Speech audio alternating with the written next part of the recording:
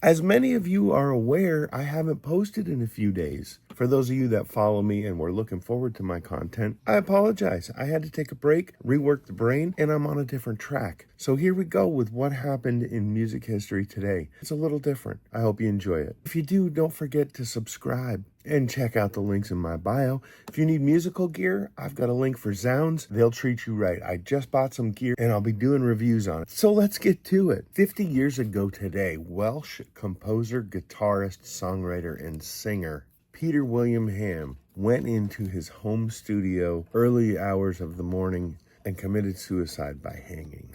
Pete Ham was best known as the lead singer, guitarist, and major composer for the band Badfinger. Badfinger had several great hits like No Matter What You Are, Baby Blue, and Day After Day. Pete Ham also wrote the killer hit Without You. Without You has been covered by over 150 artists. In 1961, he formed a band called the Panthers, which went through a few lineup changes and name changes. Finally, they settled on the Ivies, which caught the attention of Mal Evans, who at the time was the Beatles' personal assistant. Eventually, all four members of the Beatles approved the Ivies and signed them to the Beatles' Apple Records label. In turn, they switched their name to Badfinger. Badfinger's first major hit was Come and Get It, written by Paul McCartney.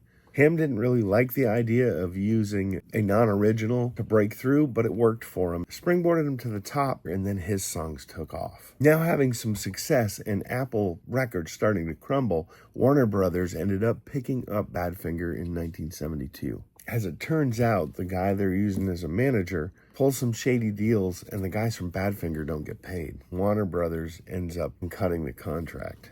They had some restrictive contracts and couldn't even get side gigs to get the bills paid. On April 23rd of 1975, Ham gets a phone call stating that all his money has disappeared. He gets together with bandmate Tom Evans to drown their sorrows at a local pub.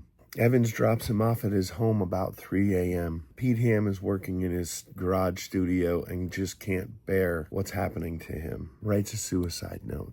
Expresses his love to his at then time girlfriend, her son, and takes a stab at the manager who's betrayed him.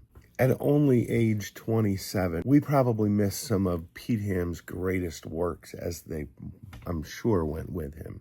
Do yourself a favor today and go listen to some Badfinger and the magic of Pete Ham's writing, guitar playing, and singing. That'll wrap it up for today. Until next time, I hope you all have a fantastic day. Peace.